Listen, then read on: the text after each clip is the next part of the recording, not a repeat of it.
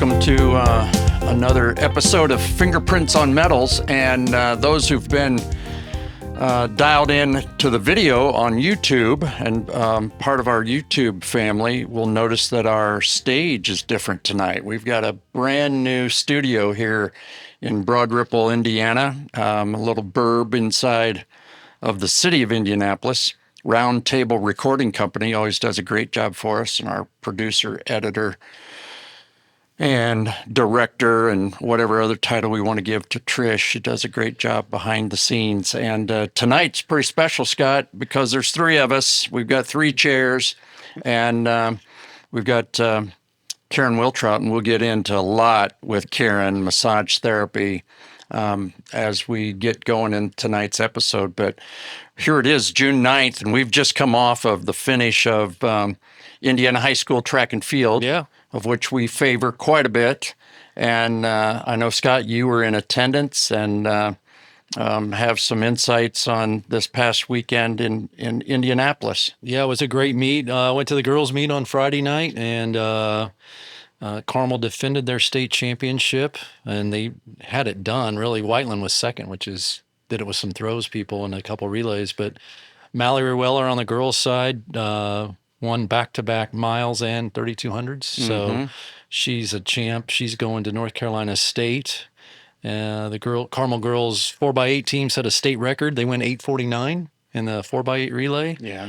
Then on Saturday night, the boys ran into weather as they did it a year ago, but probably the highlight from there is Ryan Hangee, the hurdler. Right.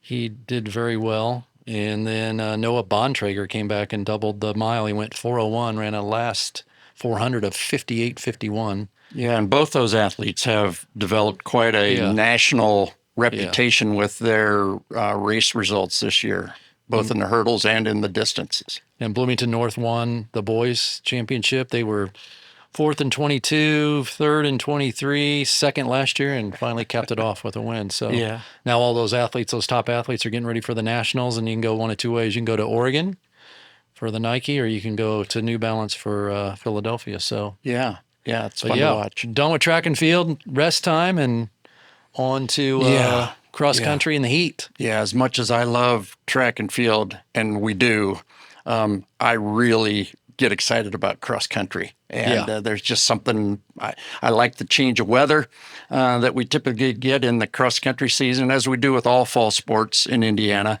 You'll start out with all kinds of heat precautions and issues and so forth here in July and August. And then by the time you get to state championships and so on and so forth, you can be running head down into a snowstorm. So it's that's exciting about it, but it's also it's just a neat sport from my perspective of it's a great spectator sport. And it's also, I always laugh about, it's fun for me to watch the parents who are with cross-country kids, because the parents will run their herd as the runners go by. Laverne Gibson. Yeah, they'll find these spots to move to, and you'll see who the fastest parents are and the whole deal, and it's quite enjoyable. But we're coming up on all that. But this whole concept and show is about fingerprints on metals and the team behind the team, and how do athletes of all ages compete, and how do they prepare, and how do they recover, and what do they do to put their team together. And as we talk to coaches, we're always preaching about, build a team in your neighborhood and in your community. And, we've done that in our time here. And our guest tonight, Karen Wiltrout, became a part of our team back in the early days of St. Vincent Sports Performance, and which would have been early 2000s. I don't know the exact year, Karen, but I know that we found you, and we said, hey, we've got some athletes that we need to get them. We need to add this component of massage to their routine and their toolkit, as we were trying to get them to jump higher and run faster for their combine testing and so on and so forth. And so that's what sort of became the burning platform for me at St. Vincent was we've got to add this element to our team. And very fortunately, we discovered Karen Wiltrout. And so welcome to Fingerprints on Metals. And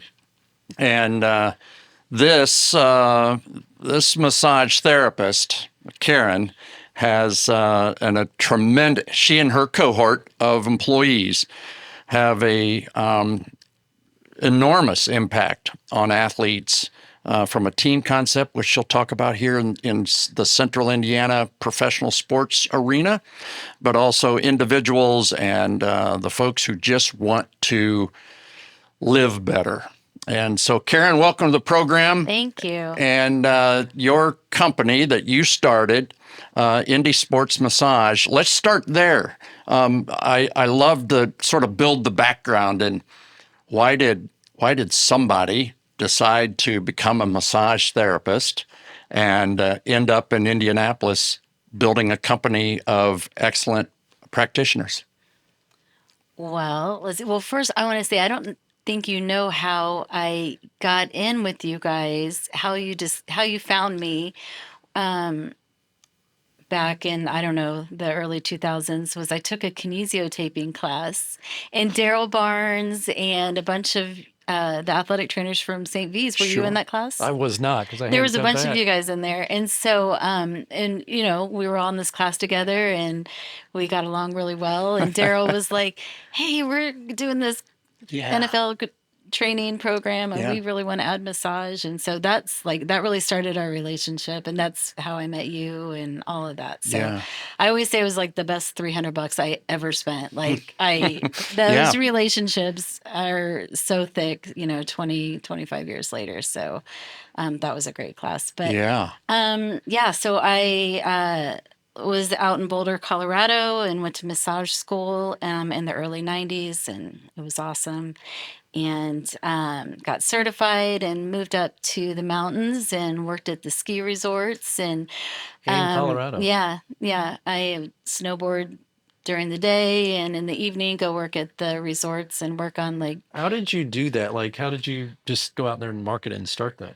I worked for the resorts. So I would just get a ski pass, and those were my first jobs. Yeah. Was just, I worked at Breckenridge, I worked at Keystone Lodge, I worked at Copper Mountain Athletic Club, and I would get, they give you a ski pass if you work for the mountains. So I was free until 3 p.m. and I would go out on the mountain and come back and work 5-6 hours on broken tourists that were out on their skis all day and it was great. So but I did get my hands on a lot of my friends were rock climbers and cyclists, and that was really just the beginning of me being interested. Just me. But moved back to Indy and started Indy Sports Massage, and it was really just me for the first 10 years or so, and then started doing the combine program, training program, and that started growing, and my business was growing, where I was just kind of trying to just giving away work, trying to match people so that they were getting, good massage therapists. But anyways, I decided to add someone. So I added Emily, who's been with me for 11 years. She's been with Indy Sports Massage. She's awesome. She was my first person to add, and we're still together and living our dream here. So those early days of your growth in the industry, we're probably, I'm sure everybody's journey has some bumps and bruises, and I know we've talked about,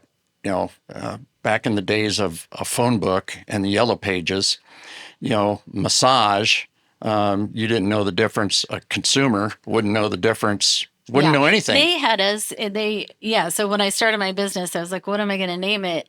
And at that time, there was no Google or, you found businesses in the yellow pages. So I wanted to distinguish myself as much as I could from because they had us in the same section as massage parlors and places. Right. So it was Big Mama's Massage and Exactly. all this inappropriate stuff. And so I was I named my business Indy Sports Massage. So I it was as clear as possible. Yeah. And Yeah. then I turned into a full-on sports massage therapist. Yeah. So how did that happen, Karen? I mean, was there a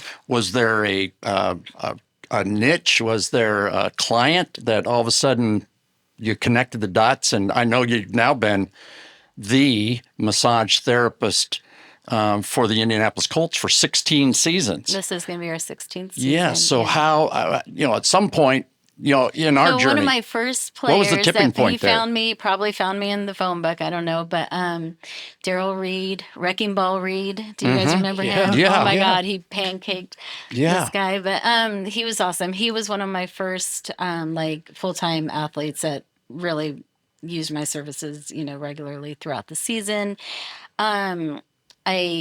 We had a good relationship. He had the Colts trainers come out and meet me, and they wanted to know who was working with their player, and then they started sending players, my way, and we had a good relationship with the trainers, and just over time, it just started developing more and more where they made some room for us at the facility, and we were, just in the middle. We didn't really have a designated space, but we just made it work. We worked all over the place in that building.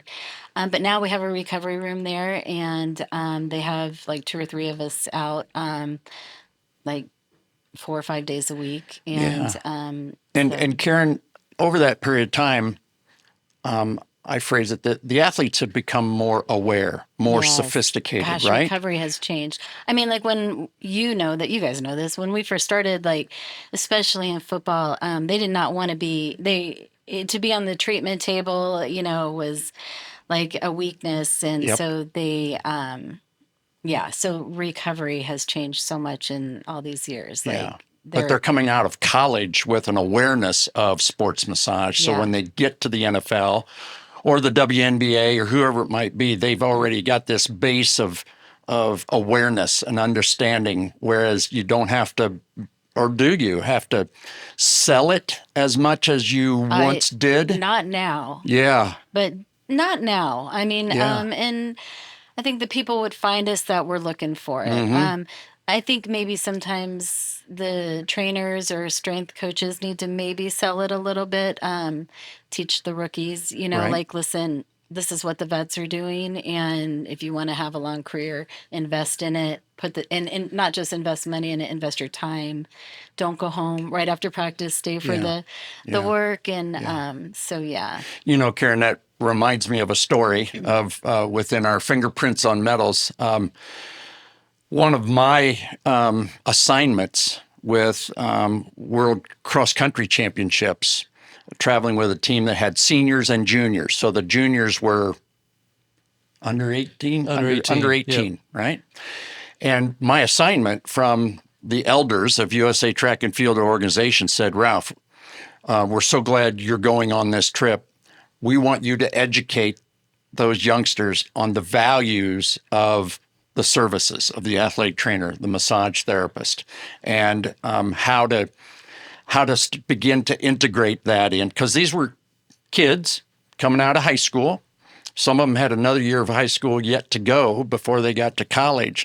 And there's that learning curve of, do I really need this? And so we were very intentional about putting them into the ballroom we had. That sounds too nice, but the space we had within the hotel in Poland, and just had them sort of be there to watch the older athletes who would come in and oh yeah, this is part of my routine, and they developed this relationship in the medical room, and really learning how to utilize and begin to build that profile for themselves. And I found that to really be, really smart by USA Track and Field to say, hey, we've got an opportunity beyond just running and competing. We've got an opportunity to educate. And I just found that to be really a smart thing. But, I also have to think, going back to your work with the Colts, and I know you travel with the Indiana Fever,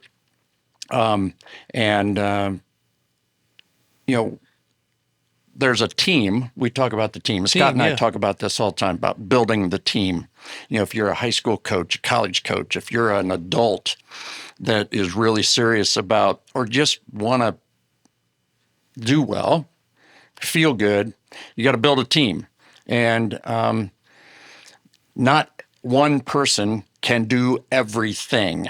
And also, one person shouldn't do everything. And we talk about it different ways of stay within your lane. That is a big one for me. Understand what your role That's is. a big one. Yeah. So we talk about that because I know you worked alongside a chiropractor. Mm-hmm. And we talk about being big on the team. And Ralph, I've been fortunate to be on some world teams where I work alongside a massage therapist. And as an athletic trainer, you have to do some flushes here and there, right? Mm-hmm. But I'm ever so cautious to, it's part of our job. But if somebody needs full on massage, I'm like, go see Karen or go see a massage therapist. I feel, well, go on. No, but I think, you have the chiropractor, the massage therapist, the athletic trainer, the doctor, The the PTs, PT, and yeah. the sports psychologist. And I think we run into a lot of people that try to do too much. I agree. And I think you need to, like Ralph said, you stay in your lane and you do what you can. But like I learned from the massage therapist when I went to, we were in Germany and we were in a hotel room and he was out in the hallway and I was in the hotel room. We had 2 tables going doing post-race flushes because you have about 14, 15 people and you want to go to bed. And he's like, hey, have you ever done this? He goes, then they were these mummy wraps. I go, where'd you get that? He goes, he goes, do you mind if I do it? I go, dude, I said, we're a team here. Just do what you do. I said, I'd love to learn about it. Yeah. So, talk about that and staying in your lane. That's one of my favorite things is to be in the training room and see everyone, all these professionals doing their jobs. And it doesn't mean that I'm going to try to do that, but it is fascinating to see people at a high level doing, that kind of work. So I absolutely love that. But that is like my number one thing is to, especially in our professional sports environments, that's what I try to bring to the table is just staying in my lane. I really don't need to be the smartest person in the room and know everything about I'm doing the hard labor there, I'm doing the hard labor there. Yeah. I'm doing flush outs. I'm and we're just there. We're there for whatever's needed. Yeah. We're trained for it. Right. And there's a lot of trust, that we've developed, with the trainers and PTs and stuff like that. So, well, Karen, let's talk about that expertise and selecting what to do when. Mm-hmm. So I know that this time here we are in early June. I know you're with the Indiana Fever a lot. And so let's say it's game day on the road. Talk us through sort of what that looks like, how you decide the type of massage and the communication with the athlete. Just walk us through that. We do a lot of pre-event stuff. We work with the NFL officials. We go down to Lucas Oil before every football game, and they just want us to stretch them. So our staff is all trained in stretch therapy. A lot of us do this fascial stretch therapy, which is very there's a lot of movement and joint mobility involved in that stretch. Yeah. So it just gets you ready. We're moving, so it's more dynamic in nature versus like absolutely. Okay. Yeah. So really like up regulating that nervous system, getting you ready, getting those joints, moving and lubricated and that kind of thing. So with the NFL officials, we do a lot of that. We work pre-event with game day with the Indianapolis Indians, and they'll have us there for quite a few hours. And there's a lot of sitting around and waiting with these guys. So we might just be doing, I call it piecework, like we do a lot of pitchers, work with a lot of pitchers with those guys. So, really just, maybe 20-minute, shoulder treatment there and maybe a quick, flush out on legs, things like that. a lot of like leg flush outs, which just means just getting the legs pre-event? right. Oh, this is all pre-event stuff. Yep. Yep. And then, athletes, it's mostly really getting the nervous system like moving. We're doing things Activation. faster. Yeah. Yeah. And then like in recovery, I will say that this is kind of a newer thing I've been doing, but I've found that it to be very helpful with almost all the athletes that I work pre-event, is just doing a couple grounding things as well. Just they're doing their warm-ups, they're stretching, they're doing their routine, pre-event routine, but just to come in for just a second and do maybe just a nice compression grounding, just to get that kind of wild energy, that lock in. I don't know if that makes sense, but it really grounds their energy. Yeah. And it What's their feedback get on something like that? excellent. And what kind of from that. feedback do they Like- give? Do that every time. Whatever you did, do that again, right? I want that. Yeah. Because yeah. it doesn't slow them down. I don't know. Grounding is the best word I can say for that. It really just like kind of locks in. It puts them in a mental space that is like they're ready to go. And you can do this with any athlete. I do it. Baseball, basketball, football, runner. Yeah. Fascinating. It took Yeah. me a minute to have the guts to do it, because it is not a normal thing you see in a training room, and it's nothing like crazy or anything, Yeah. but it might just be just like, pressing on their shoulders, just really like kind of grounding them. But I get really great Yeah. feedback from that. So, Yeah. but yeah, we're doing a lot of stretching and just leg flush outs, things like that. Yeah, Maybe if somebody has a little something going on, work on the knees a little bit or something. Being a fan of massage as part of the big toolkit, one of the things that I have found to be beneficial in my own work as a clinician of not massage but the touch can sometimes really help desensitize tissue, right? Does that make sense? Yeah.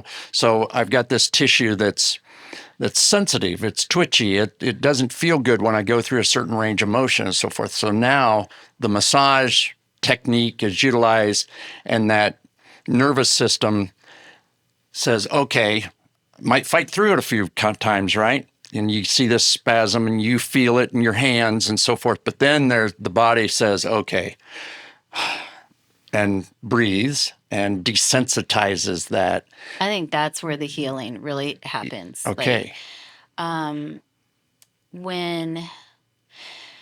you can get that mental decompression, your parasympathetic nervous system is kicked in, and that is when the muscles and your body, your brain is just starting to relax. That's where we can really get in and get some good, deep therapeutic work. And also that mental rest that is needed. So yeah, that massage is really great for that. Yeah. We had, prior to us getting together, we had some communication prior to the podcast. And one of my questions, I want you to answer this, is, how can a person get the most out of a massage therapy session? And you jumped on one thing, and I want you to say it. Quiet. Shut your Don't mouth. talk. Yeah, stop talking, right? Yeah. I mean, if you want to get the most out of this session, it really is. I do better work when I'm not talking. A lot of the work I do, I mean, I'm feeling, I'm really tuning in. So if I'm, talking about your day or whatever, Right. it's hard. You'll just get a better massage if we're not talking. But not only that, for the client or the athlete, that the more you can just take, we don't do that a lot, just take those moments and just rest and close your eyes and go inward and decompress. Do you find yourself being a psychotherapist at times, Oh, or do people vent to you? Oh And do you? yeah, yeah, yeah, Yeah. Okay. yeah. Because it's a safe space, Yeah. and we develop very solid, trusting relationships Yeah. with our clients and athletes, and so for sure, yeah, yeah. There's a little bit of there could be a little bit of that too. Yeah. But So if a person were not in Indianapolis and they're listening to this podcast and saying, "Man, I'd like to find somebody like Karen. She sounds like the kind of person and the place I'd love to find it, but I'm in Milwaukee or I'm in, wherever." How does someone go about that process of, is it trial and error? Is it? I think so, because everybody connects with their own people. Like, a lot of the people that connect with Emily or any of my staff, like those, there is a connection with those people. So trial and error, but for the most part, I mean, finding just a good sports massage therapist that is highly trained. I mean, we have, we work with professional athletes and we all have a lot of experience, but we all have a lot of training. I mean, I did massage school in the early 90s, but I have done so much extra training, Right. and continue. And that's like the best part of it. It keeps the energy, it keeps all of our energy up. And so I would just like look for people that are passionate about it. I love massage therapy. Like, find a massage therapist that like really enjoys what they're doing, is getting constant training. And Yeah, if somebody's listening to this and saying, you know what, I'd like to become a massage therapist, what's that pathway look like for someone? there's a lot more schools now. I mean, when I went to school, there was not many. Ben Davis High School, they weren't really saying you can be a massage therapist. No, they weren't. Right, You right. didn't tell me I could be an athletic trainer at Speedway either. Yeah, right. So, yeah, there's more massage schools now, and there's really good education you can Yeah. get. I think that the schools here in Indiana, they're kicking out some good massage therapists. So, Yeah. yeah, but just get that extra education, like really bolster that base with, Do you have a favorite? cupping. Yeah. Yeah. Do you have a favorite education piece you took? And yeah, dive into the cupping. Are you a cupper? Are you a needler? Are you more hands on? Or I you do? wish we can't needle. We're not allowed, but I do. Yeah. That's interesting because everybody and their mother can needle now. Yeah. So anyway. I mean, right? Yeah. You can acupuncture, right? Can you do acupuncture? No. I'll Interesting. do it with stem, with an MP, a micropoint stem. Yeah. But which is not a needle, it's just electrical stimulation. But yeah, so I'll do it that way. But yeah, so we all really do. We love cupping. It's just kind of like a basic thing that we incorporate a lot. Fire cups, or you just do the regular old regular cups, one with the pump and all that, or the silicone ones. Yeah. Like to do cupping and with stretching with the cups on. Really get a multi, fascial stretch there. Cupping, a lot of scraping, and so I did a lot of extensive training in fascial stretch therapy, and a few of the people that work with me do as well. And that is really, I don't geek out on you, but like Thomas Myers is like the anatomy trains guy with the fascial lines. And Yep. so that was kind of like a whole second education. I went to massage school and we learned, muscle, insertion, origin, and function, and that was really what I focused on, and for the first like 10 years of my career. But then learning the fascial system and how those fascial lines are connected and how the body moves and how it's connected, it was just like opening up a whole nother world. And then lately I've been learning a lot about the lymphatic system and moving inflammation and how the lymphatic system works. And that's been fascinating. And then always like the nervous system. I mean, there's Right. just so much to like learn. So take the classes. It'll just make you a better and better and better massage therapist. And yeah. So yeah, can we talk about the fascial training? Because that's something I've had a couple of people mention that. They go, "Do you do fascial training?" Like, could I or Ralph as an athletic trainer do fascial training? Yeah. Because there's this big buzz out there now that it all starts in the foot. Yeah. And so Yeah. there's some people that are doing this, and A lot of people. like they're yeah. like, there's a pop. So I'm curious, what's the pop? Because they're not chiropractic. Is that fascial bending? What is that? Or have you experienced that? Like Not a pop up, just No. a release. a release in Oh, the yes. muscle Yeah. where it just kind of opens up or whatever? With the We had when a you're table. I'd dealing with have you do it I right here. wish we had a table. I would love to show you stuff. But with the fascial system, it's like you're looking at more than just like a lower, I'm really tight in my gastroc or, my Achilles. It's really following that chain up and seeing, what you might feel that it's really some fascial adhesions like up the chain is what the Sure. fascial chain Yeah. that you release that. And then you go back to that area and you'll see the result. It's kind of like magic. It's pretty awesome. You're going high to get low or low to get high. Yes, I like that. Yeah. It's great. Yeah. And is there I go back to our friend Bob Kennedy when he was competing all the time. He would look for massage therapists and, like he'd come back and say, they didn't go deep and hard enough. Right. Bob just liked that.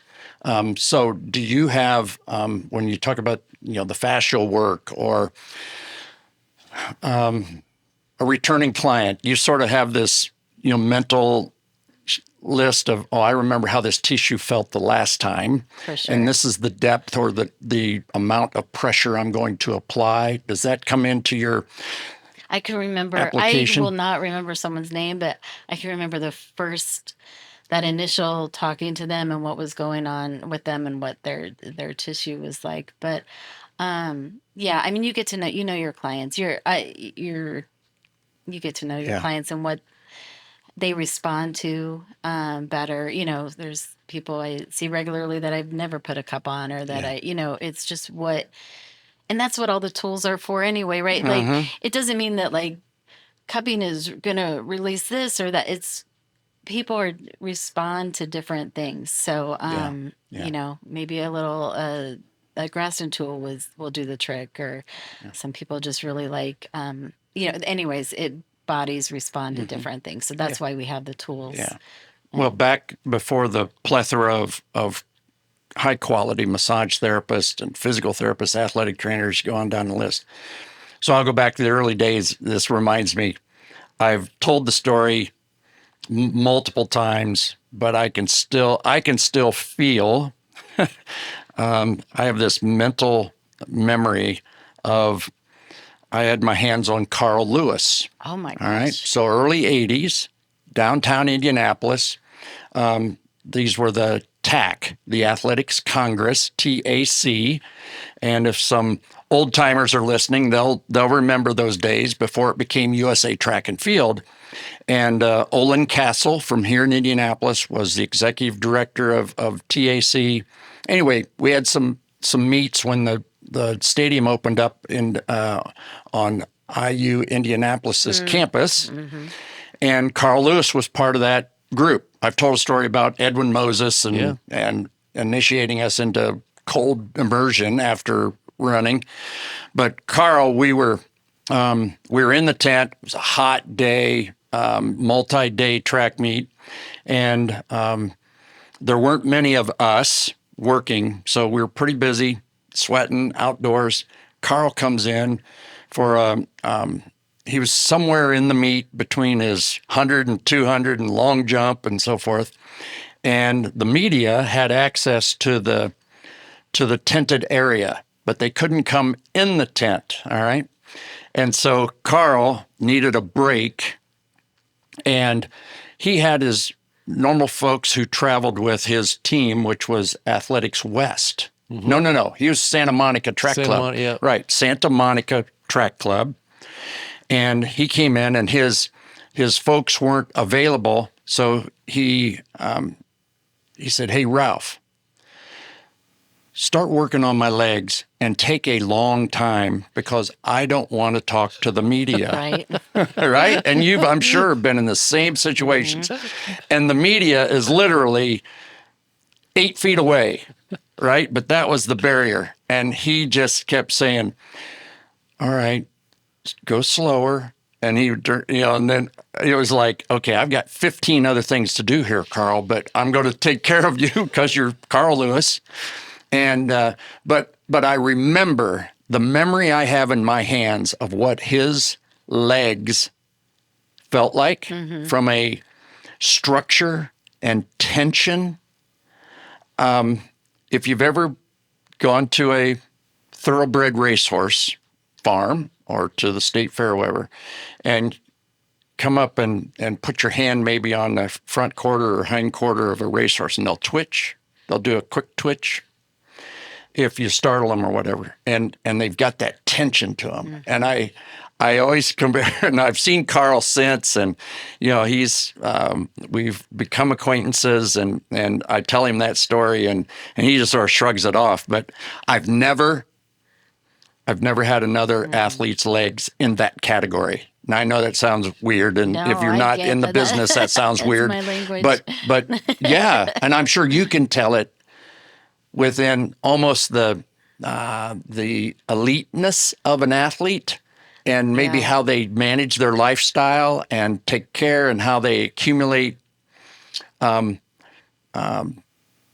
success from massage to massage to massage. You can feel that tension. But anyway, just it's a unique energy. Those bodies and all that they put in to be as good as they are at a high level. Yeah. I mean, it yeah. And I think one of the great privileges that we have in healthcare is it's an expectation, but we have the opportunity to put our hands on people. And that is to be respected, to be revered. There's a responsibility with that. When people trust, you've used that word many times tonight, when people trust us and you and your massage therapy business to say, hey, I trust you to put your hands on my body and help me with my health or with my performance, which translates to that for the elite athlete or all athletes. But yeah, I think it's a great opportunity. And what I wanted to do, Karen, and we've had this relationship for a long time. You are absolutely one of the elements that makes Indianapolis a great sports city. You are. But thank you. But no, I love how just being able to watch this city grow, not only from the events that come here, but the skill sets that have been nurtured in this city amongst those who are propelled by the expertise of the athletes and within the city, and that come here for events, or they're here because this is where they get paid to play. Because I have folks who come through town to play teams at Butler or University of Indianapolis or Marion or IU Indianapolis, say, hey, Ralph, who should I call? I want to get my team taken care of before we leave here and go to Detroit. I say, there's only one place to call, Indiana Sports Massage. And what's amazing to me, I know you're incredibly busy and your staff has grown, but rare. When I was never say no. Exactly, you never say no. I'm so tired. and you're tired and so forth. But I remember when I went back to Butler and we were doing some things with Laval Jordan's team. Laval's men's basketball team wanted to get the team taken care of on some short turnarounds, high numbers, high minutes guys. And I said, well, there's only one place to call. And hey, we can get them to your place. No, we'll come to Hinkle Fieldhouse. And it was just. Yeah, but that started, that was that 10 Well, years? 8 years ago. we go to Hinkle every year now for men's basketball Yeah. and work with the team. So like Yeah. just Is that saying like yes one day to a week? that. Yeah, yeah. And I know Chad calls you now, Yeah, Chad we'll Bergman, go the down athletic to Chad trainer. will call us and we'll, Yeah. just Yeah. for a little recovery. Absolutely. And so that started a thing that is now, been going Yeah, on. Just but because it of that. takes within Butler athletics, and insert athletics, right? Insert the school. You've got to, as a leader, you have to open the door and get everybody to become familiar with the resources, because there will be those from a budget standpoint. Why do we pay for this? Why do we need that? Or a coach will say, really? Do we need to bring in a massage therapist, or do we need to go get in a cold tank, or do we need to cater food? And there's just like muscles become desensitized, there becomes a learning curve for an institution to learn what that high performance package looks like. Mm-hmm. And again, the expertise in this city, I often say, from an orthopedic surgeon and sports standpoint, you can close your eyes and throw a dart at a dartboard of names of orthopedic surgeons in this city and come out really well. Mm-hmm. I mean, we are so fortunate with, and that goes into a lot of athletic training, physical therapists, healthcare professionals across the board. And you're a big part of that team. And if we were to line all the athletes up that you've helped and had your fingerprints on their medals, their podiums, their best performances, it would be a long, long line. So thanks for being part of our community, and thanks for your time tonight. Thank you so much for having me. I'm Yeah. thrilled to be here. Awesome. Yeah. Awesome. Okay. Well, thank you. Thanks. We'll wrap it.